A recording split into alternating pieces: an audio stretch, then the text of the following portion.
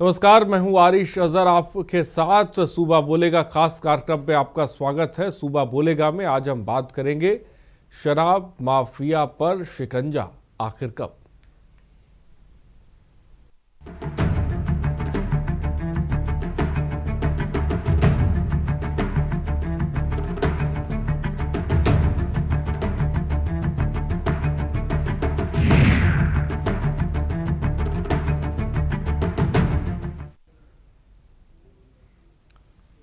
और बढ़ते अवैध शराब के कारोबार के चलते कई जिंदगियां मौत के मुंह में समा चुकी हैं। रोजाना कई राज्यों से जहरीले घूंटों की घटनाएं सामने आ रही हैं, पर जिम्मेदार अपनी आंखें मूंदे सिर्फ और सिर्फ हमेशा की तरह बैठे हैं।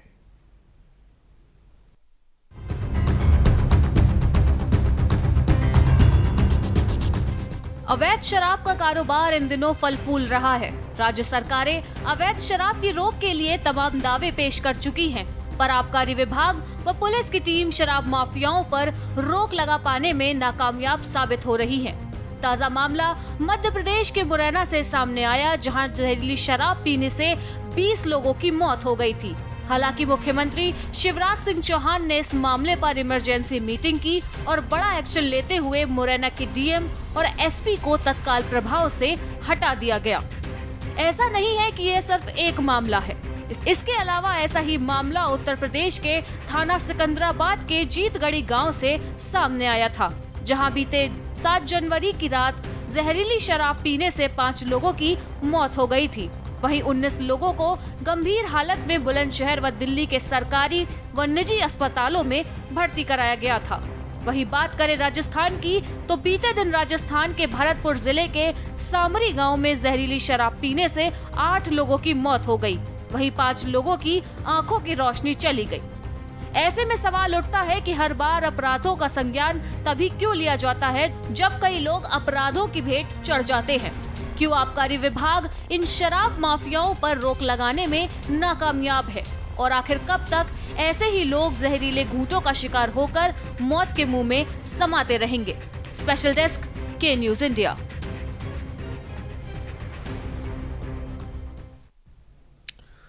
तो आपने देखा कि मध्य प्रदेश के मुरैना में 20 लोगों की जहरीली शराब पीने से मौत हो जाती है। भरतपुर में भी 8 लोगों की इसी जहरीली घूंट ने जो है उन्हें मौत के मुंह में समा लिया। 19 लोग गंभीर रूप से घायल हैं, हालत उनकी ख़राब है, बहुत सीरियस है।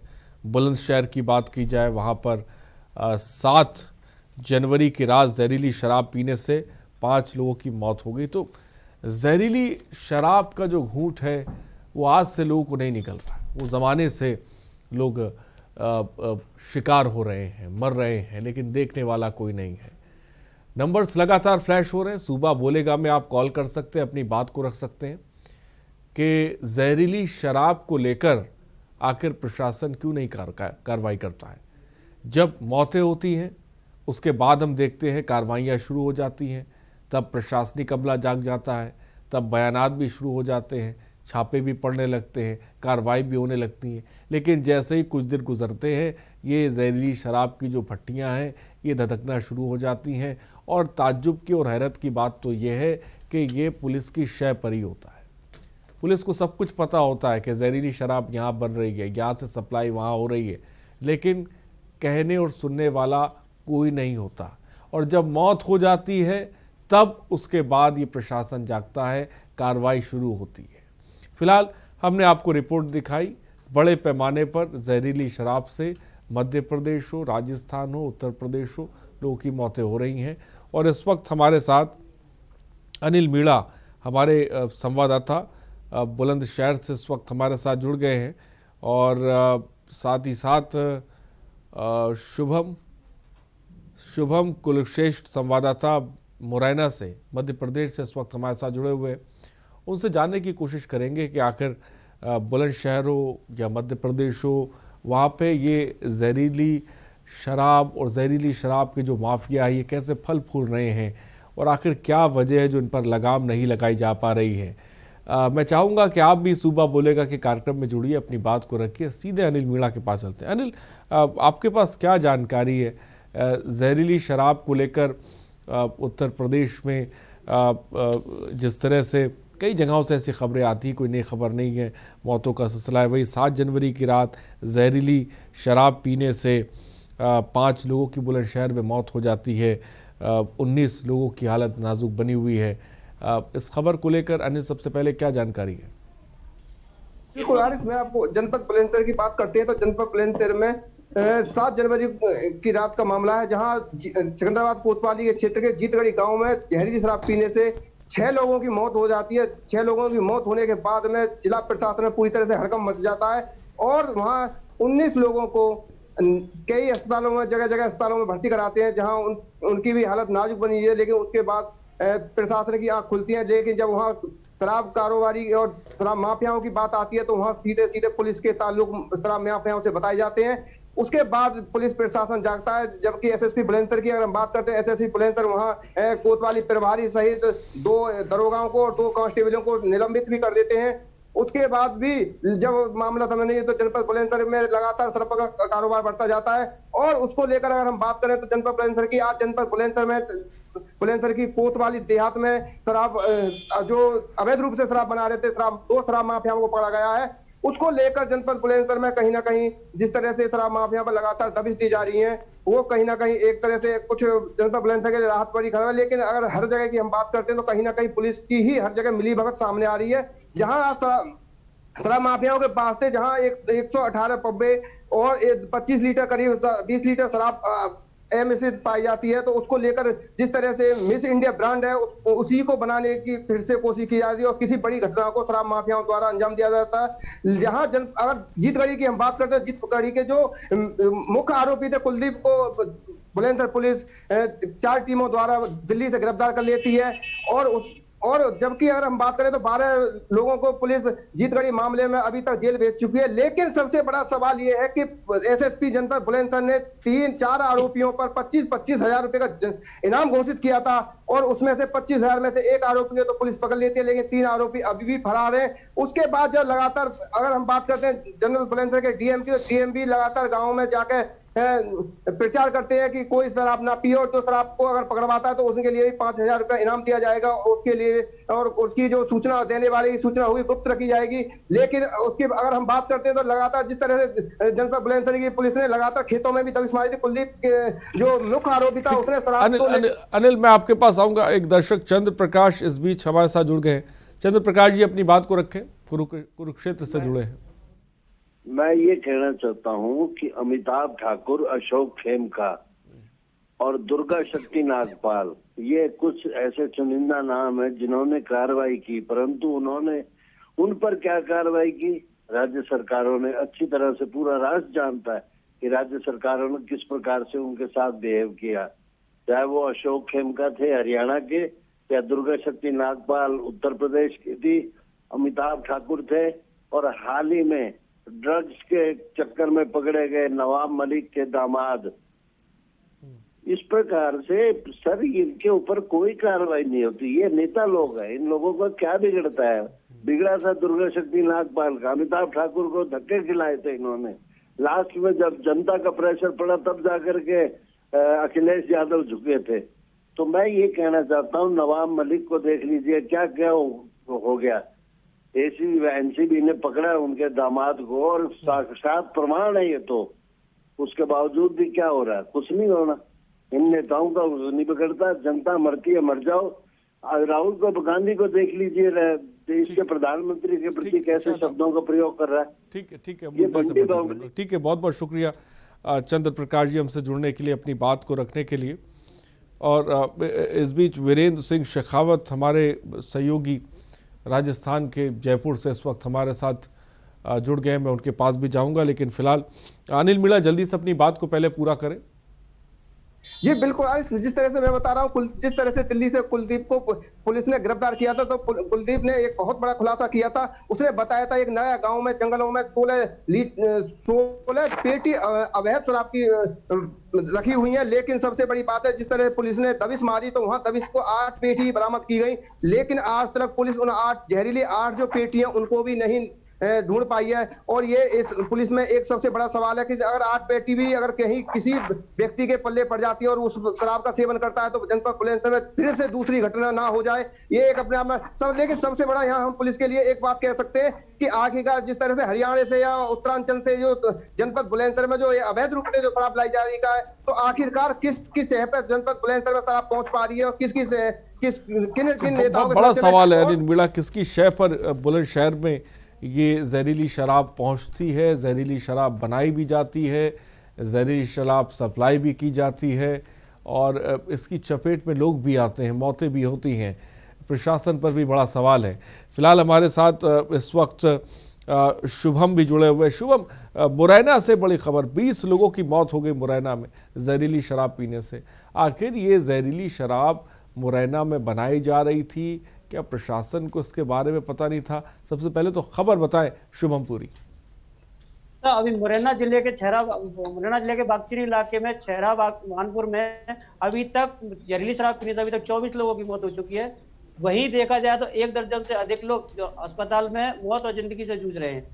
वहीं अगर शराब बनाने की बात की जाए तो वहीं गांव में अभी 2 दिन पहले दबिश देने पुलिस ग्रामीणों की सूचना पर पुलिस ने दबिश दी, तो वहां पे 1212 ड्रम, उसमें अपने 600 लीटर ओपी और शमशान घाट में आपको खाली बोतलों के रैपर और खाली पौआ वो जो होते हैं जिसमें भर के रखाई जाती है, वो सामान उनको मिला है। और उसके बाद सुबह जब मॉर्निंग में दबिश दी जाती है तो उसके बाद वहां पे उन्होंने तालाब में तैरती हुई आपकी पेटियां मिलती है।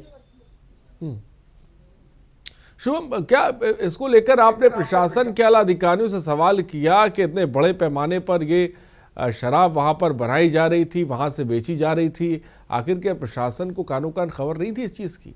वो क्या कर रहे थे? प्रशासन की देखा जाए तो उस समय प्रशासन को कोई कानो कान खबर नहीं थी। वहीं अगर मुखिया की बात की जाए, प्रदेश के मुखिया की बात की जाए, तो वो छहरा गांव उन्होंने गोद लिया हुआ था, तो वहां अगर कार्रवाई की भी जाए तो प्रशासन करने की कैसे जरूरत है, क्योंकि वो प्रदेश के मुखिया उस गांव को गोद ले चुके हैं।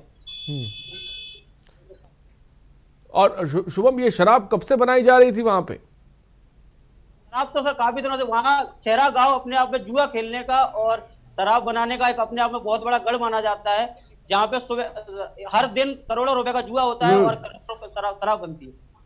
जिन्होंने प्रदेश के मुखिया ने जो गांव को गोद दिया है, उनका क्या कुछ कहना है? इस तरह से मौतें हो गई, 24 लोगों की जान चली गई, जुआ हो रहा है, ये सब कुछ हो रहा है और एक तरफ गोद लिया गया है इस गांव को।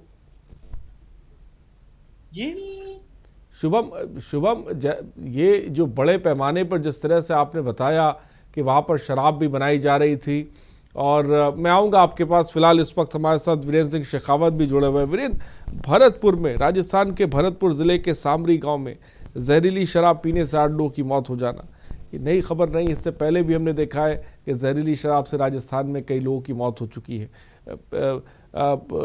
आखिर सबसे पहले वीरेंद्र, इस खबर को लेकर क्या जानकारी है? कितने लोगों की अब तक मौत हो चुकी? क्योंकि कई, जैसे मुरैना में 24 मौतों का जो आंकड़ा है वो बड़ा है, 24 लोगों की मौत हो गई है।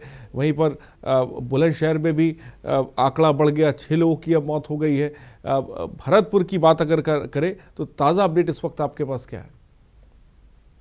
जिस तरीके से जहरीली शराब के उपयोग से 8 लोगों की अब तक मौत हो चुकी है, और अगर हम बात करें भरतपुर जिले के जो आबकारी विभाग के अधिकारी हैं या फिर जो अन्य अधिकारी हैं, उनके खिलाफ भी जो मुख्यमंत्री हैं सूबे के, उन्होंने भी एक्शन लिया है, क्योंकि उनके कहीं ना कहीं अधिकारियों की जो पनाह के बीच में ही ये सारा कार्य हो रहा है, क्योंकि उनकी जो ये जहरीली शराब बनाने का काम है वो अधिकारियों को पता था कि भी ये शराब बना रहे हैं और यहाँ पर उनके खिलाफ कार्रवाई नहीं की जा रही है। सबसे बड़ा सवाल ये उठता है कि आखिर जब अधिकारियों को पता था तो उन्होंने उन पे एक्शन क्यों नहीं लिया? क्योंकि अब तक 7 लोगों की मौत हो चुकी है और जो मृतक थे उनके परिजनों को मुख्यमंत्री के द्वारा है वो 2 लाख रुपए का मुआवजा भी दिया गया है। इसके साथ साथ अगर मैं बात करूं चिकित्सा विभाग के जो अधिकारी है, आबकारी विभाग के जो अधिकारी हैं, उनकी भी बैठक हुई इस बीच में। जो उनमें जो जहरीली शराब बनाने वाले जो गिरोह था, उनमें जो सम्मिलित अधिकारी थे या फिर जो भी इनके आबकारी विभाग के अधिकारी थे, उनके खिलाफ भी कार्रवाई की जा रही है। जी ठीक है, मैं आऊंगा। एक दर्शक इस बीच कैलाश झांसी से हमारे साथ जुड़ गए। कैलाश जी, अपनी बात को रखें। भाई साहब, हमने आपके चैनल पे हमेशा अपनी बात को रखा है कि शराब माफिया, जुआ माफिया, सट्टा माफिया, ये तीनों की वजह से देश, उत्तर प्रदेश का बेड़ा गर्क कर दिया। क्योंकि इन पे खादी और खाकी दोनों का संरक्षण प्राप्त है ऐसे अपराधियों पर। भाई साहब, आज थाना सीपरी बाजार में देखिए, आज चाहे प्रेम नगर में देखिए, आज कहीं भी देखिए क्षेत्र में, झांसी में, हर जगह, बालाजी रोड में देखिए, सीपरी बाजार थाना कोट बेटा में तो भाई साहब खुलेआम करारी खुली जहरीली शराब की, खुलेआम। अभी हाल आप आपके भेज दो हजारों रुपए की। तो ये तो गठजोड़ पुलिस और खादी और खाकी का है। इसमें तो पुलिस की पूरी भूमिका रहती है श्रीमान जी। हमारा तो कहने का तात्पर्य है, तो ये मौतें तो होंगी जब तक खादी और खाकी का संरक्षण प्राप्त रहेगा अपराधियों को। बहुत बहुत शुक्रिया कैलाश हमसे जुड़ने के लिए। खाकी और खादी का संरक्षण है इन शराब माफियाओं को, जिसकी वजह से ये फल फूल रहे हैं, जिसकी वजह से इन्हें डर नहीं है। वीरेंद्र, राजस्थान की अगर हम बात करते हैं, किस तरह की कार्रवाई देखने को मिली है, और ये भरतपुर जहाँ पर ये शराब बनाई जा रही थी और लोगों को दी जा रही थी, जिसमें 8 लोगों की मौत हो जाती है, ये कब से वहाँ पर चल रहा था जिसके बारे में प्रशासन को कोई जानकारी नहीं थी? और सबसे बड़ी बात, क्या प्रशासनिक अमले पर, क्या किसी अधिकारी पर कोई कार्रवाई हुई है? क्योंकि अमूमन ये देखने को मिलता है कि प्रशासन के नाक के नीचे या प्रशासन की शय पर ही ये शराब की भट्टियां जो है वो धधकती हैं। जी बिल्कुल, जिस तरीके से अभी हमारे पास ताजा अपडेट आई है, उसमें एक अपडेट है कि जो सीएम के निर्देश हैं, उनके आधार पर भरतपुर जिले के आबकारी अधिकारी और सहायक आबकारी अधिकारी और इन्फोर्समेंट ऑफिसर राकेश शर्मा बयाना और उनके जो साथ के कांस्टेबल वगैरह हैं, उनको सस्पेंड कर दिया गया है। और जो उनके साथ स्टाफ था, मैं रोकना चाहूंगा वीरेंद्र, मैं आपके पास आऊंगा, इसकी अपडेट लूंगा, लेकिन सरकार और किसानों के बीच इस वक्त एक अहम बैठक खत्म हो गई। राकेश टिकैत कुछ कह रहे, सीधे आपको लेके मार्च करोगे, क्या मार्च को लेकर अंदर सरकार ने कुछ कहा? नहीं, सरकार ने कुछ नहीं कहा। कुछ आपसे बात नहीं हुई इस बारे में? नहीं, इस बारे में नहीं। 18 तारीख का नहीं, जो कोर्ट में कोई वो डाल रखा, कोर्ट का आ जाएगा। अब पुलिस से उनसे भी, वे भी अधिकारी भी साथ बात करें। जो कार्यक्रम है लगातार, जैसे 18 तारीख को महिला किसान दिवस के सब चलते रहेंगे, सब चलते रहेंगे। जैसे खेत में काम होता है, ऐसे ही आंदोलन में भी, और जो कार्यक्रम सब चलते रहेंगे। 26 तारीख की तैयारी, और वो तो तैयारी तो है ही पूरी, उसमें बात करेंगे सब। बहुत धन्यवाद राकेश टिकैत जी। राकेश टिकैत के साथ बातचीत हुई, मुद्दों पे इन्हीं पे ही बातचीत हुई कि 3 बिल जो है उसको वापसी करो, रिफिल करो, एमएसपी पे कानून बने। एमएसपी से सरकार भाग रही, ठीक है। अभी वो कोई बात नहीं हुई सर? नहीं, अभी बात नहीं हुई। और हमने कहा कि प्रायोरिटी हमारी एमएसपी रहेगी। पूरा देश का बड़ा इशू है। तो तीनों के कानून रद्द करने की बात आप कर रहे हो, उस पर कोई बात हुई आप लोग की? आज बात हुई, लेकिन सरकार अभी मान नहीं रही। तो 26 जनवरी की जो तैयारी चली थी वैसी चलेंगी अगर नहीं हुआ बातचीत तो? ऐसा है ना, बातचीत हो भी जाओ और ना भी हो जाओ, 26 तारीख को तो लोग आएंगे। स्थान कहाँ रहेगा उनका, वो डिसाइड हम कर लेंगे। 26 तारीख की कोई बात आपने नहीं की? सरकार ने आपसे सरकार से क्या करनी? 26 तारीख सरकार थोड़ा, हमने तो ये कहा भाई जहाँ परेड, हम पूरी परेड काट देंगे, पूरी परेड निकाल देंगे। सरकार आधी परेड काट दी, आधी को हम पूरी कर देंगे। अब आपकी डेट क्या है? 19 तारीख दी गई है। 19 तारीख। तो 18 तारीख को शायद सुप्रीम कोर्ट में है, तो क्या हाँ, देख करके उसी का टेक कर लिया कि उसका क्या होगा। आज के रुख से क्या लग रहा है सरकार के, कि कुछ आपको जो है इसमें उम्मीद लग रही है आज के उससे रुख? देखो, ये तय हो चुका है कि जो भी मामला होगा हम सरकार से ही उसको फैसला करवाएंगे। बोर्ड की कमेटी से कोई? सर आपने ये नहीं पूछा कि कमेटी में से एक बंदा बाहर हो गया तो कमेटी अपने क्यों चर्चा कर रहे हैं? कमेटी गलत चीज की चर्चा नहीं करते ना, गलत चीज की चर्चा नहीं कैसे हो सकता है? जब हम 5 घंटे की बैठक में सिर्फ इसी पर बात हुई, इसके अलावा किसी पर बात नहीं हुई? नहीं, और किसी और मुद्दे पे भी तो नहीं, बात होगी? किसी पे नहीं। कमेटी को लेकर सरकार ने क्या कहा आपसे? कमेटी को लेकर के उन्होंने कुछ नहीं कहा। कोई नई कमेटी बनाने का कोई नहीं विचार है? नहीं, कुछ नहीं है सर। ठीक है सर। तो राकेश टिकैत किसान नेता है, बैठक से निकले थे, बैठक बेनतीजा रही है। 19 जनवरी को फिर से बैठक होगी। एमएसपी पर लेकर सरकार भाग रही है, यह अहम बात है, लेकिन फिलहाल हमेशा की तरह बैठक बेनतीजा साबित हुई है। जो किसान और सरकार के बीच अहम बैठक इस वक्त चल रही थी, जिसके बारे में राकेश टिकैत साफ तौर पर बता रहे थे। फिलहाल हम शराब माफियाओं को लेकर बात कर रहे हैं। हमारे साथ हमारे संवाददाता भी जुड़े हुए। वीरेंद्र सिंह, अपनी बात को पूरा करें।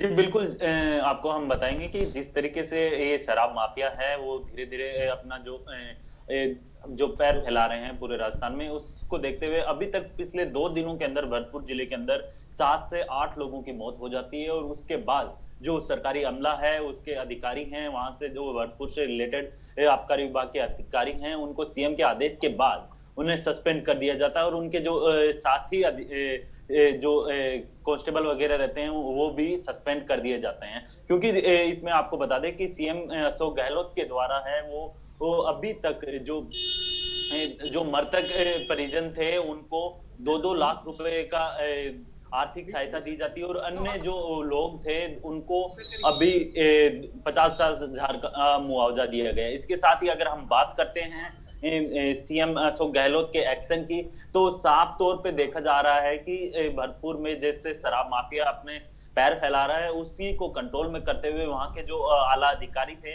उनके ऊपर भी गाज पड़ती हुई नजर आई है। इसके अलावा अगर मैं सीएम अशोक गहलोत के जो कुनबे की बात करता हूं, तो उसके अंदर जो उनके मंत्री हैं सुभाष गर्ग, उनके द्वारा भी इस पूरे मामले की पर्सनली जांच की जा रही है। जी ठीक है। इस बीच दिनेश राजस्थान से एक दर्शक हमारे साथ है। दिनेश जी, अपनी बात को रखें। हेलो। हाँ जी, बोले दिनेश जी, क्या कहना चाहेंगे आप? जी गणेश है मेरा नाम। तो गणेश जी गणेश जी बोलिए, माफ कीजिएगा, बोलिए। मोदी जी। हाँ, क्या कहना चाहते हैं आप? अपनी बात को पूरा करें जल्दी से। आज दिन तो मोदी जी ने। ठीक है, बहुत बहुत शुक्रिया हमारे साथ जुड़ने के लिए। तमाम दर्शक जो भी फ़ोन कर रहे हैं, कॉल कर रहे हैं, हमें वो एक चीज़ का ख्याल रखें कि जब भी कॉल करें टीवी के वॉल्यूम को कम रखिए, ताकि कि आवाज़, आपकी बात हम तक पहुंच पाए। अनिल मीणा, जो आपने जो जानकारी दी, मैं ये जानना चाहूँगा अनिल मीणा, बुलंदशहर में ये जिस तरह से लोगों की मौत हुई है, ये शराब वहाँ पर कब से बन रही थी? क्या पुलिस को इसके बारे में कोई कानो-कान खबर थी, या उसकी शय पर ही ये तमाम काम हो रहा था? जी बिल्कुल आरिस, मैं आपको बता दूं, जनपद बुलंदशहर की अगर हम बात करते हैं तो जनपद बुलंदशहर के जीतगढ़ी गांव का जहां हम के न्यूज की टीम पहुंची थी, के न्यूज की टीम को ग्रामीणों का कहना यह है कि शराब को लेकर पुलिस प्रशासन से काफी बार शिकायतें की गई थी, लेकिन पुलिस की ही शय पर वो गांव में करीब 2 साल से शराब अवैध रूप से जहरीली शराब बेची जा रही थी। तो ये एक अपने आप में बहुत बड़ा सवाल है कि जहां पुलिस को की शय पे ही शराब बेची जा रही है। अनिल, आपको रोकना चाहेंगे, कृषि मंत्री इस वक्त अहम प्रेस कॉन्फ्रेंस कर रहे हैं, बैठक को लेकर जानकारी दे रहे हैं, सीधे इस वक्त आपको वहां लेके चल रहे हैं। आज किसान यूनियन के साथ भारत सरकार की वार्ता संपन्न हुई। इस वार्ता में सरकार की ओर से माननीय पीयूष गोयल जी, माननीय सोम प्रकाश जी, भारत सरकार के अधिकारीगण सभी सम्मिलित हुए और किसान यूनियन के साथ वार्ता सौहार्दपूर्ण वातावरण में संपन्न हुई। तीनों कानून, जिसमें 2 नए एक संशोधित है, उनके बारे में चर्चा हुई और आवश्यक वस्तु अधिनियम के संशोधन पर विस्तार से चर्चा हुई। चर्चा में उन्होंने अपना मत व्यक्त किया और हमारे मंत्री जी ने विस्तार से उस एक्ट को सभी यूनियन के साथ सामने रखा और उनकी जो शंकाएं हैं उनको समाधान करने की कोशिश की। लेकिन चर्चा निर्णायक मोड़ पर नहीं पहुंच पाई और उसके बाद यूनियन और सरकार दोनों ने मिलकर ये तय किया कि 19 जनवरी को दोपहर 12 बजे पुनः चर्चा करेंगे। मुझे आशा है कि जो चर्चा आज हुई है, यूनियंस उस चर्चा को आगे बढ़ाने का प्रयत्न करेंगी। हमने उनको ये भी कहा है कि वो चाहें तो अपने बीच में एक अनौपचारिक समूह बना लें, जो लोग ठीक प्रकार से कानून पर बात कर सकते हैं।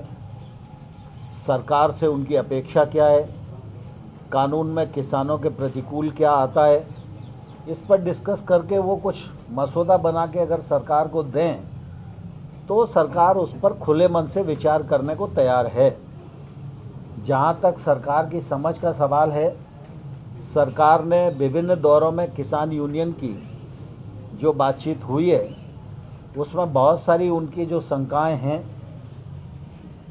उनको पहचान किया है और उन शंकाओं को दूर करने के लिए अपना मत भी व्यक्त किया है और यूनियंस को लिखित प्रस्ताव भी सरकार की ओर से दिया गया है।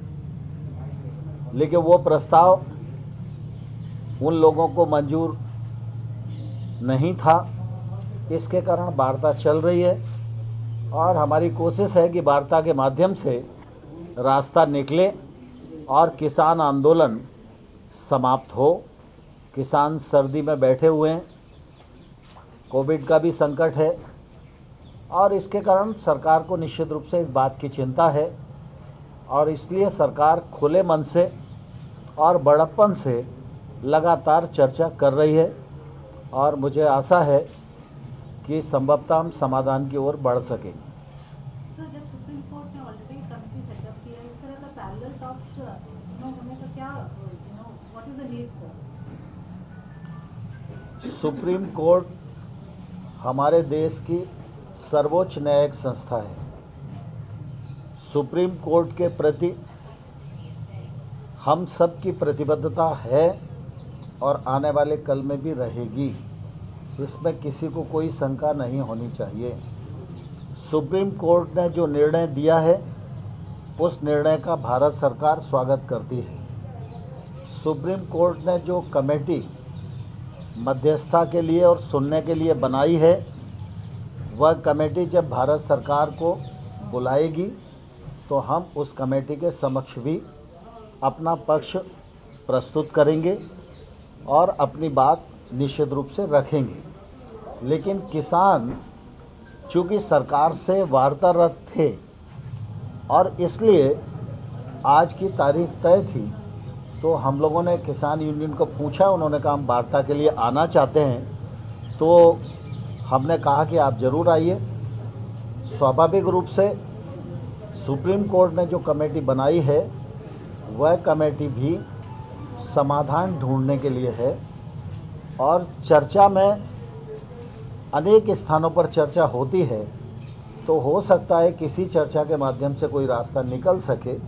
इसलिए भारत सरकार ने किसानों से आज पूछा, उन्होंने कहा कि नहीं हम चर्चा करना चाहते हैं और आगे भी चर्चा को हम जारी रखना चाहते हैं, तो इसलिए उन्होंने 29 तारीख दी, हमने उस पर अपनी रजामंदी दी। सर, कोर्ट में सॉलिसिटर जनरल ने कहा था कि आंदोलन में हमें कुछ अलगाववादी, क्या मीटिंग में भी ये बात उठती है कि इस तरह से संगठनों के बीच में ऐसे लोग शामिल हैं जो कि अलगाववादी हैं या जो नहीं चाहते हैं कि कभी बनी रहे, बिगाड़ी जाए या इस्तेमाल किया जाए आंदोलन का? हमारी जानकारी के अनुसार कृषि सुधार बिलों के बारे में 2-3 राज्यों के किसान आंदोलित हैं, वो धरने पर बैठे हुए हैं। उन किसानों के प्रतिनिधि के रूप में कुछ किसान यूनियन सरकार के साथ वार्ता में हैं। सरकार उनको किसानों का प्रतिनिधि मानकर ही वार्ता कर रही है, इसके अतिरिक्त हमने और कुछ सोचा नहीं है। एक सड़क पर भी विरोध हो रहा है, राहुल गांधी जो है वो प्रोटेस्ट कर रहे हैं, मार्च निकाल रहे हैं, राजभवन तक आज गए थे, कह रहे थे कि सरकार जो है वो किसानों की अनदेखी नहीं कर रही है बल्कि उसे खत्म करने की साजिश कर रही है। राहुल गांधी के बयान पर और राहुल गांधी के कृत्य पर पूरी कांग्रेस सिर्फ हंसती है और उनका उपहास उड़ाती है।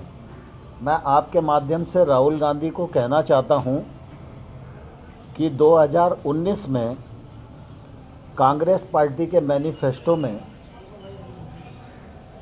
ये रिफॉर्म वो करेंगे, यह वायदा उन्होंने लिखित में किया था। अगर उनको याद ना हो तो वो अपना मैनिफेस्टो उठाकर दोबारा से पढ़ लें। अगर उस मैनिफेस्टो में इस बात का उल्लेख है तो राहुल गांधी जी और सोनिया गांधी जी को इसी प्रकार से भारत की प्रेस के सामने आना चाहिए और यह स्वीकार करना चाहिए कि वो उस समय झूठ बोल रहे थे या आज झूठ बोल रहे हैं। सर, जब सरकार सुप्रीम कोर्ट अपॉइंटेड पैनल के सामने जाकर अपने पक्ष रखने की बात कर रही है, बट फार्मर्स वहां पे जाने के लिए तैयार नहीं है, तो कैसे हल निकलेगा? मैं समझता हूँ सुप्रीम कोर्ट के निर्णय का सम्मान सबने करना चाहिए। सर, आज कुछ किसानों ने ये बात उठाई थी कि केंद्रीय एजेंसियां वहां दबाव डाल रही हैं जो आंदोलन कर रहे हैं किसानों पर। तो आपके कृषि मंत्री नरोत्तम मिश्रा को आप साफ तौर पर सुन रहे थे। किसानों और सरकार के जो बीच अहम बैठक रही वो फिलहाल बेनतीजा साबित रही है। 19 जनवरी को फिर से बैठक होनी है और एमएसपी पर सरकार भाग रही है, ये थोड़ी देर पहले राकेश टिकैत ने कहा है, लेकिन बैठक दर बैठक बेनतीजा रही हैं। अब अगली बैठक जो 19 जनवरी को होनी है, क्या इसमें कुछ हल निकलेगा, ये फिलहाल देखने वाली बात होगी। रुकते हैं छोटे से ब्रेक के लिए, हम जल्द हाजिर होंगे। आप देख रहे हैं के न्यूज़, खबरों का सारथी। मस्त है, बड़े मस्त है, टेस्ट में भी लज्जत है। बावर्ची की सोया बड़ी, बावर्ची न्यूट्री सोया बड़ी और टेस्ट में बड़े मस्त है। खुदी को आजमाया है तो ये अंदाज आया है, खुदी को आजमाया है तो ये अंदाज आया है। तुम में भी मैं हूं, शुद्ध प्लस पान मसाला। फिट रहना है तो फिटनेस हेल्थ ऑयल ले आओ। You are correct. हाँ, करेक्ट होता है बाबूली। सही बोले हैं, तो ले आइए फिटनेस हेल्थ ऑयल। आप देख रहे हैं के न्यूज़, खबरों का सारथी।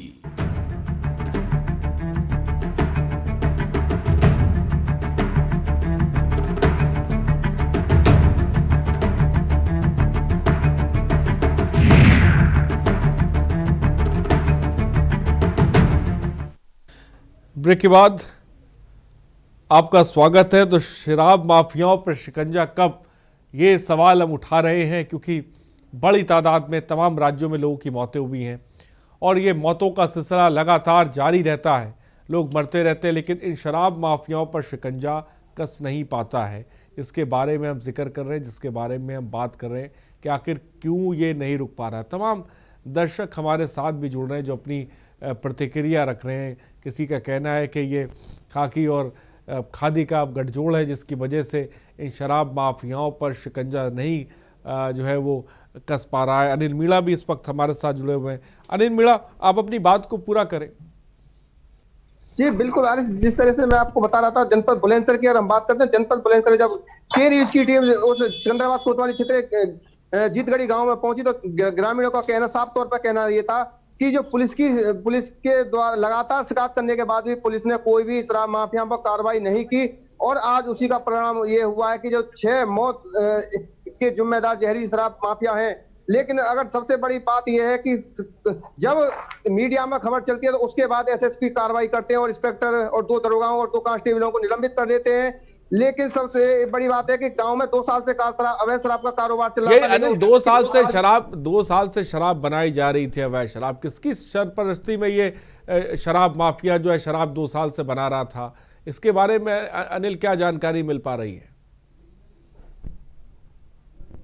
बड़ी जानकारी मिल पाई है। ग्रामीणों का कहना साफ तौर पर है कि पुलिस की मिली भगत और आबकारी मिली भगत से ये शराब माफिया कारोबार कर रहा था। लेकिन एक मैं आपको बता दूं, सिकंदराबाद पुलिस ने और ग्रेटर नोएडा की पुलिस ने ग्रेटर नोएडा के कासना में जहां अवैध शराब की फैक्ट्री चल रही थी, जो जनपद बुलंदशहर चितगढ़ी गांव में जिस शराब को पीकर मिस इंडिया ब्रांड को पीकर मौत हुई थी, तो वहां जो सिकंदराबाद पुलिस है उसने और संयुक्त नोएडा की पुलिस ने मिलकर वहां छापेमार कार्रवाई की थी अवैध फैक्ट्री पर, जहां 35 पेटी शराब की बरामद हुई थी, जबकि जहां 2 डेड बॉडी भी बरामद हुई थी। और पुलिस सबसे बड़ा सवाल ये है कि आखिरकार जो ग्रेटर नोएडा में कासना में जो अवैध शराब की फैक्ट्री चलाई जा रही थी वो किसकी सह पे चल रही थी, तो ये भी एक अपने आप में बहुत बड़ा सवाल है। और अभी तक अगर हम बात करें तो उत्तर प्रदेश सरकार लगातार भ्रष्ट अधिकारियों पर कार्रवाई भी कर रही है, लेकिन आखिरकार नोएडा के अधिकारी पर किसी पर कार्रवाई क्यों नहीं हुई। आखिरकार नोएडा में जो जिस तरह से अवैध शराब चली थी, वहां से कुलदीप जो सिकंदराबाद उस शराब को गाँव में लाता था और कारोबार करता था, और उसमें पीकर 6 लोगों की मौत भी हो चुकी थी और 19 लोग अस्पताल में मौत और जिंदगी से जूझ रहे थे। उसके बाद जनपद बुलंदशहर के एसएसपी कार्रवाई करते हैं, डीएम भी गांव-गांव जाकर मुनादी करते हैं और 5000 अनिल अभी जो घायल है उनकी हालत कैसी है और कितने लोगों की इस पूरे मामले पर अब तक गिरफ्तारी हो चुकी है? कितने लोग हैं जो फरार है जिनकी पुलिस तलाश कर रही है? जी बिल्कुल, मैं आपको बता दूं, जनपद बुलंदशहर की अगर हम बात करते हैं, जनपद बुलंदशहर में अभी तक 12 लोगों की गिरफ्तारी हो चुकी है। लेकिन सबसे बड़ा सवाल है कि एसएसपी ने 4 लोगों पर 25-25 हजार रुपए का इनाम रखा था, उसमें से 1 लोग की गिरफ्तारी हो गई। लेकिन अभी 7 दिन बीतने के बाद भी 3 लोग अभी पुलिस की गिरफ्त से बाहर हैं। तो कहीं ना कहीं ग्रामीण लोगों का मानना यह है कि वो कहीं ना कहीं या तो पुलिस का संरक्षण प्राप्त है, कहीं नेताओं का संरक्षण प्राप्त है, जिससे कि 25-25 हजार रुपए के बाद भी पुलिस अभी तक 3 लोगों के पकड़ने में नाकाम साबित बुलंदशहर की दिखाई दे रही है। और हम बात करते हैं जिस तरह से, अगर आबकारी विभाग की बात करें तो कुछ समय पूर्व एक वीडियो वायरल हुई थी जहां एक मोटरसाइकिल पे लेकर जिस तरह आइसक्रीम बेची जाती है उस तरह से अवैध शराब बेच रहा था। मात्र शिकारपुर कोतवाली से करीब 100 मीटर की दूरी पर अवैध शराब बेची जा रही थी और जब वो खबर मीडिया में चलती है उसके बाद उस आरोपी को गिरफ्तार किया जाता है। तो इससे देखा जा सकता है कि हर जगह कहीं ना कहीं पुलिस की और आबकारी विभाग की कहीं ना कहीं मिलीभगत लगातार देखी जा रही है और पुलिस पर लगातार सवाल भी उठ रहे हैं, लेकिन पुलिस कहीं बिल्कुल कार्रवाई नहीं कर पाती है। जब मीडिया में खबर चलने के बाद आखिरकार पुलिस कार्रवाई करती है, तो ये उत्तर प्रदेश सरकार को भी कहीं ना कहीं ऐसे अधिकारियों के खिलाफ भी कदम उठाना चाहिए जो आरोपियों को, जो शराब माफियाओं को सह दे रहे हैं, संरक्षण प्राप्त कर रहे हैं, उन नेताओं के खिलाफ भी कार्रवाई करनी चाहिए जो नेताओं के द्वारा शराब माफिया अगर जो 6 मौत जनपद बुलंदशहर में हुई थी, आखिर उनका जिम्मेदार कौन है? या तो आबकारी विभाग है या पुलिस प्रशासन है या कौन है? ये एक जनपद बुलंदशहर में बड़ी बात अनिल आपने कही कि जो 6 लोगों की मौत हुई, आखिर इस मौत का जिम्मेदार कौन है? शुभम, मैं आपके पास आऊंगा। उमेश जैन इस बीच एक दर्शक हमारे साथ है। उमेश जैन, अपनी बात को रखें। उमेश जैन जी, क्या मेरी आवाज आप तक पहुंच रही है? जल्दी से अपनी बात को रख सकते हैं आप।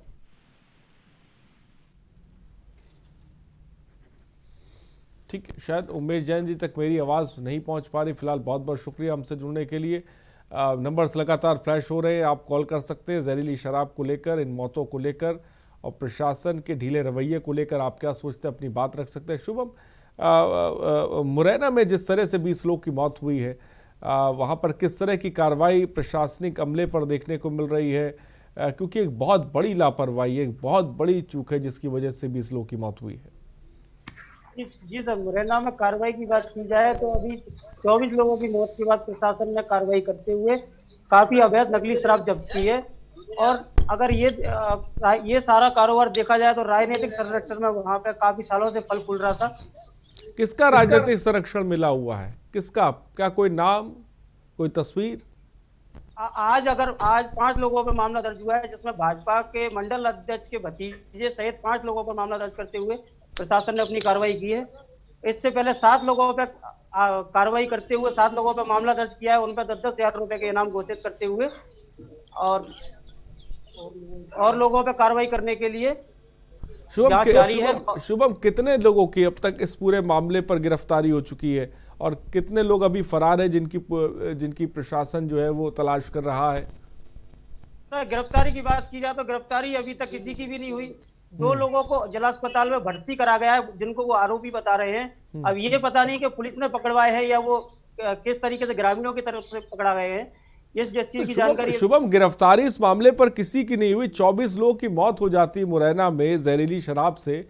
कौन शराब बनाता था? ये शराब बनाने वाले कौन थे? अगर किसी गिरफ्तारी नहीं हुई है, पुलिस किसी को ढूंढ नहीं रही है। शराब कारोबारी की बात की जाए तो ये सारा राजनीतिक संरक्षण में कारोबार फल फूल रहा था। लेकिन ये प्रदेश के मुखिया कहते हैं मेरा चरागांव अपने गोद लिया हुआ था, जिसके चलते कोई अधिकारी अगर कार्रवाई करना चाहे तो किस तरीके से करे, ये अधिकारियों में डर बना रहता है कि प्रदेश के मुखिया बोलते हैं कि ये मेरा गांव गोद लिया हुआ। ठीक है, मैं आऊंगा आपके पास शुभम। फिलहाल एक दर्शक इस बीच हमारे साथ हैं, बुद्धराम जी, अपनी बात को रखें। हाँ, हेलो के न्यूज। देखिए, हमने एक बार पहले भी जो है इस विषय में कहा था कि ये जो शराब है, सरकारी जो शराब का रेट बहुत महंगा है और अवैध शराब को मौका मिलता है, लोग पीते हैं। अरे पुलिस के साथ साथ क्या वहाँ सांसद, विधायक, प्रधान और लोग भी क्या जिम्मेदार नहीं है? शराब जब बनती है तो उनको भी जिम्मेदार ठहराना चाहिए कि उनका ये सब गोपनीय इसमें बनाना चाहिए कि कोई भी ऐसी गलत कोई भी काम हो गलत, एक वहाँ पर बंद मतलब जो है कोई भी लेटर द्वारा छोड़ा जाए फोन से तो कोई कह नहीं सकता, क्योंकि उसको डर रहता अपनी जान माल का। तो उसको इस तरह बनाया जाए कि कोई भी गोपनीय लेटर बिना नाम का डाले और सांसद से लेके सभी प्रशासनिक अधिकारी तक के, जिससे पता चले उसका खोला जाए कहाँ कौन सा गैर कानूनी काम हो रहा है, और उसके बाद सबकी जिम्मेदारी बने। खाली पुलिस के अलावा एक इतनी बड़ी आबादी में कोई कौन पुलिस वाला जाके किसी घर में क्या बन रहा है, कितनी आसान है बनाना जो तो ये किसी को मान ले कुछ सूचना देना है तो कुछ ऐसी व्यवस्था नहीं, उन पर इनाम घोषित करना चाहिए कि कोई पकड़ाएगा जितना नाम मिलेगा, और जब कोई मौतें हो तो उस जो संबंधित वाले उसी से वसूली करना चाहिए, उनकी संपत्ति देखना चाहिए कितना कमाया है, कितने साल से हैं, सभी जिम्मेदार उसमें होना चाहिए, केवल एक पुलिस का ही नहीं कि पुलिस जिम्मेदार है। ये भी आप मानते हैं ना कि बहुत बड़ी तादाद में पुलिस की शय पर ही जहरीली शराब बनती है और ये जो जहरीली शराब बनाने वाले इन्हें हौसला मिलता है, ये तो आप मानते हैं? जाता वोट लेने, अरे जो शराब पीने वाले हैं उनको पता लगाना चाहिए कौन शराब पीता है, उनको पूछना चाहिए कि भैया शराब कहाँ से पीते हैं, तो वो उससे सरकारी गोपनीय तौर पे जानकारी लेना चाहिए, तभी रुकेगा। इस पे सभी को पक्ष विपक्ष सबको शामिल करना चाहिए, जिससे मौतें रुके। देखिए, ठीक है बुद्धराम जी, बात आपकी आगे। बहुत बहुत शुक्रिया हमारे साथ जुड़ने के लिए। वीरेंद्र भी हमारे साथ जुड़े हुए हैं जयपुर से। वीरेंद्र, अब जबकि भरतपुर में जैसे मौत हुई है, क्या अब इसको लेकर आबकारी विभाग जागा है? क्या कहीं पर जो है जहरीली शराब को लेकर किस तरह की कार्रवाइयां देखने को मिल रही हैं?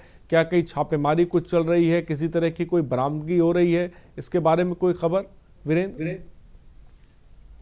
जी बिल्कुल, जिस तरीके से राजस्थान के भरतपुर जिले के अंदर जो ये शराब माफिया का जो है अड्डा बना हुआ था, उसको देखते हुए अब तक 7 लोगों की जो है मौत हो चुकी है, और जिनमें से 4 लोग हैं अभी वो जयपुर रेफर किए गए हैं, और उनका जो जयपुर के सरकारी अस्पताल एसएमएस हॉस्पिटल है वहां पर इनका इलाज चल रहा है। इसके साथ ही आपको बताता कि इस शराब के सेवन के बाद जो शराब का सेवन किया गया था, उनमें से कुछ एक जो पीड़ित थे उनकी आंखों की रोशनी भी चली गई है, क्योंकि जिस तरीके से ये शराब बनाई जाती थी उसके अंदर एक मिथेनॉल अल्कोहल है वो यूज किया जाता है, और उसकी मात्रा अगर अधिक यूज की जाती है तो वो हमारे शरीर के अंदर, आंखों के अंदर और लीवर और हार्ट के ऊपर भी ये असर करती है। सबसे बड़ा सवाल ये उठता है कि पुलिस और आबकारी विभाग के द्वारा अगर कार्रवाई की गई है तो वह भरतपुर जिले के जो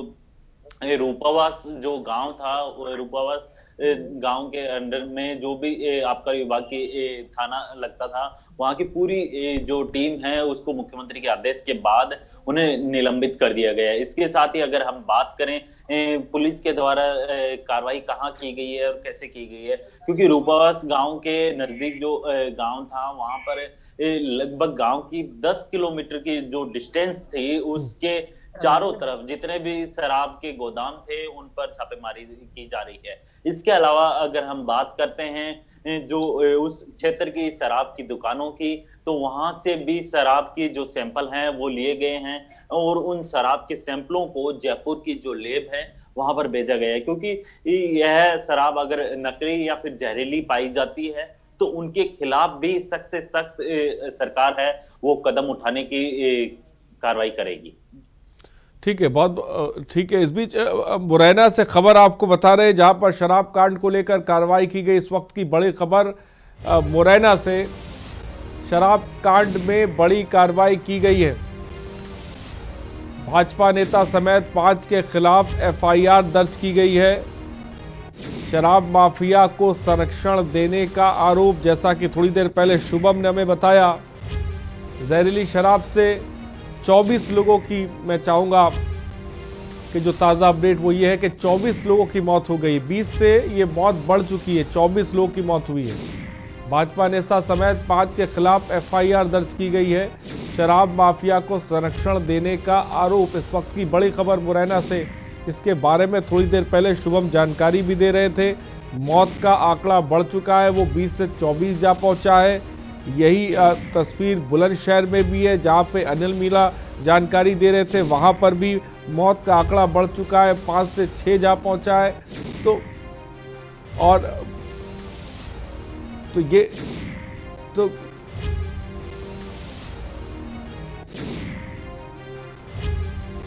मुरैना से खबर, शराब कांड में बड़ी कार्रवाई को अंजाम दिया गया है। इस वक्त की बड़ी खबर।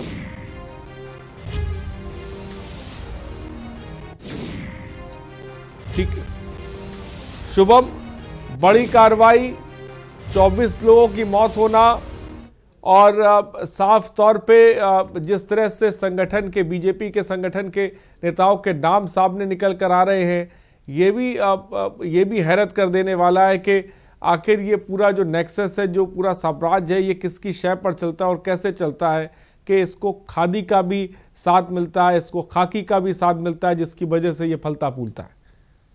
शुभम, ग्रामीणों की बात की है तो वो प्रशासन पे आरोप, जिला पुलिस प्रशासन पे आरोप लगाते हैं कि वो यहाँ के थाना प्रभारियों को पैसे देते हैं, शराब कारोबारी, जिससे वो यहाँ पे कार्रवाई नहीं करते। और लेकिन जिस कारोबार में जो लिप्त हैं वो सब कोई भाजपा से रिलेटेड है, कोई कांग्रेस से रिलेटेड, सब राजनीतिक सरगर्मी करके कारोबार खराब हो रहा है। पुलिस पकड़ने जाती है तो वहाँ पे पथराव किया जाता है, उनको मारा पीटा जाता है। जिस तरीके से मतलब पुलिस जैसे प्रशासन अगर कार्रवाई करती है तो कभी पथराव, कभी इन चीजों की घटना। मतलब आपका कहना है शुभम, बीजेपी नेताओं की शय पर ही ये जहरीली शराब का जो धंधा है वो चल रहा है मुरैना में? बिल्कुल, मुरैना जिले में अभी तो मैं आपको एक खबर बताऊं, जो आरोपियों पे जो मामला दर्ज हुआ है उसमें भाजपा के मंडल अध्यक्ष के भतीजे सहित 5 लोग, उन पर मामला दर्ज किया गया। क्या इनकी गिरफ्तारी हुई है? नहीं सर, गिरफ्तारी किसी की भी नहीं हुई। अभी जो 5 लोग हैं आज उन पर मामला दर्ज हुआ है, और पहले जो 7 लोग थे उन पर 10-10 हजार रुपए का नाम घोषित कर दिया। तो शुभम, ये कहां पर है? पुलिस इनकी गिरफ्तारी क्यों नहीं कर रही? आपने उनसे सवाल पुलिस के अधिकारियों से किया, आखिर क्यों गिरफ्तारी नहीं हो रही? किसी का दबाव है तो किसका दबाव है? कोई नाम? जी सर, दबाव तो अब आरोपी अभी फिलहाल फरार चल रहे हैं, लेकिन दबाव प्रशासनिक का देखा जाए तो दबाव प्रशासन पर, राजनीतिक दल है तो सर प्रशासन पर दबाव तो रहता है। ठीक है, तो आपने देखा किस तरह से बीजेपी के नेताओं का जहरीली शराब बनाने में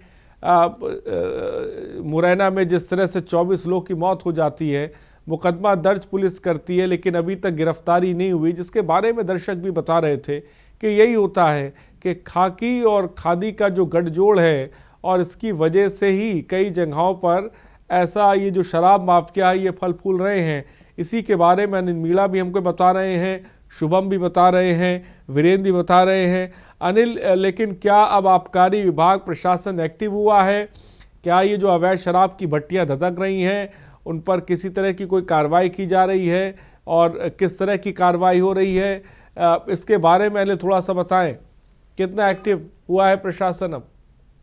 जी बिल्कुल, आपको मैं बता दूं, अरे जिस तरह से जनपद बुलंदशहर की हम बात करते हैं, जनपद बुलंदशहर में आज पुलिस की अगर हम बात करें तो कोतवाली देहात पुलिस ने एक बड़ी कामयाबी हासिल की है, जहां अवैध कारोबार चलाने वाले 2 लोगों को गिरफ्तार किया है। सबसे बड़ा यहाँ एक चीज सवाल आता है कि जो बीच शहर में अवैध कारोबार चल रहा था और पुलिस को उसकी पता भी नहीं थी, आए मुखबिर की सूचना पे आज पुलिस ने पुलिस को बड़ी कामयाबी हाथ लगी है, जहां पुलिस ने 20 लीटर अवैध शराब और 118 पौवे और काफी मात्रा में यूरिया से और नशीली गोलियों से जो दारू बनाई जा रही थी उसको जब्त किया है।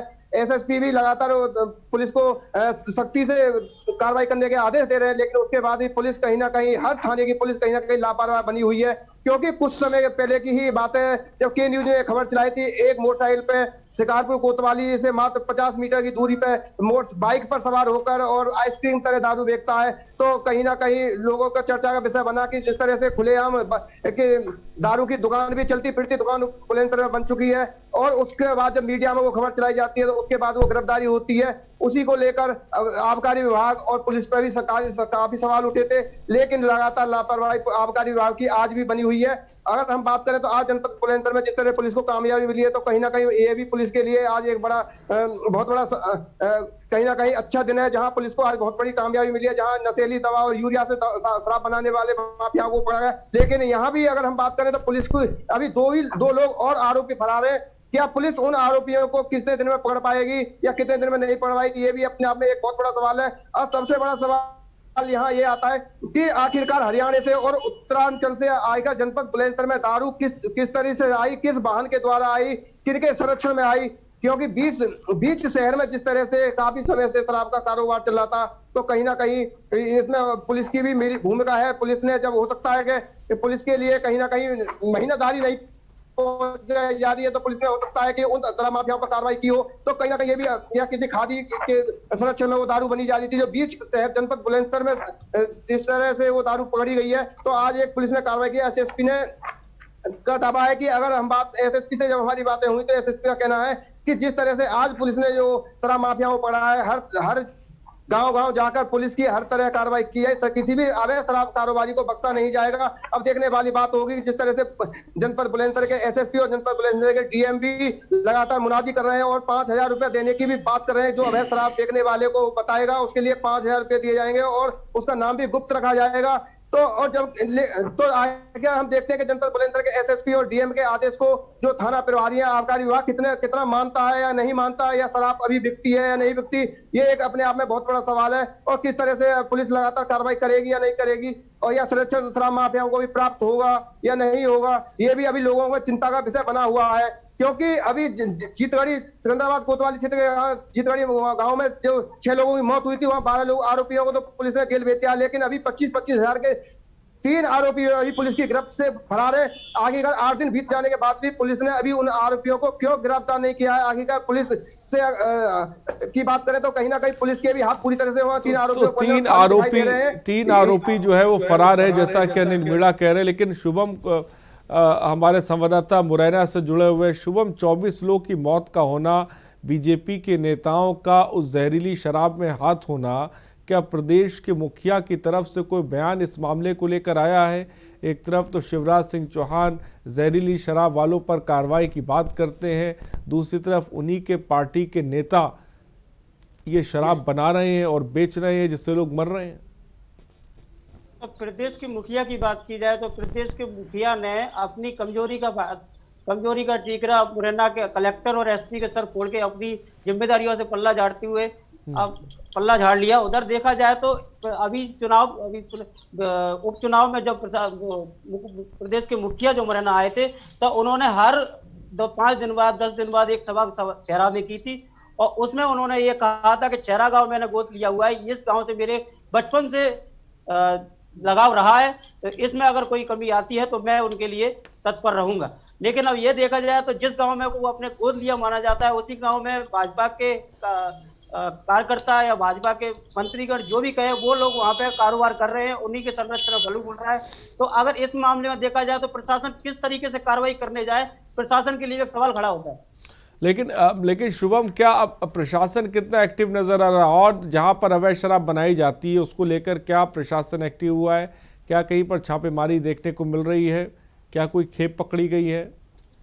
तो अभी तक 24 मौतों के बाद प्रशासन, जब कलेक्टर एसपी के फेरबदल के बाद, जब नए कलेक्टर एसपी आए हैं और नई आबकारी अधिकारी है, उसके बाद जब भोपाल से नया जांच दल भेजा गया, उसके बाद 2 दिन से लगातार कार्रवाई की जा रही है, जिसमें शमशान घाट के अंदर काफी अवैध नकली शराब मिली। दूसरे दिन सुबह के टाइम जब कार्रवाई की गई तो तालाब में तैरती हुई शराब की पेटियां मिली। इस तरीके से अभी कार्रवाई चल रही है। अभी ठीक है शुभम, बहुत बहुत शुक्रिया हमसे जुड़ने के लिए। वक्त की थोड़ी सी कमी, अनिल मीणा आपका बहुत बहुत शुक्रिया, वीरेंद्र आपका भी शुक्रिया बहुत बहुत हमसे जुड़ने के लिए। तो शराब माफियाओं पर शिकंजा कब, ये हमारा सवाल था और इस सवाल का जवाब यही समझ में आया कि आप देखिए कि तमाम पार्टियां जो है उनके नेता, खासकर मध्य प्रदेश की बात करें तो बीजेपी के नेता ही शराब माफियाओं से जुड़े हुए हैं और वहां पर बनाई जा रही है। वहीं बुलंदशहर में आपने देखा कि प्रशासन मौन साधे हुए है। बड़ी मात्रा में हरियाणा से ये शराब यूपी आती है और कोई देखने वाला नहीं। तो ये स्थिति बनी हुई है क्योंकि पूरा का पूरा नेक्सस ये काम करता है और शराब, जहरीली शराब बनाई जाती है, लोग उसे पीते हैं और मरते हैं, लेकिन सब आग बूंदे बैठे हैं क्योंकि सबको अपनी जेबें भरना है।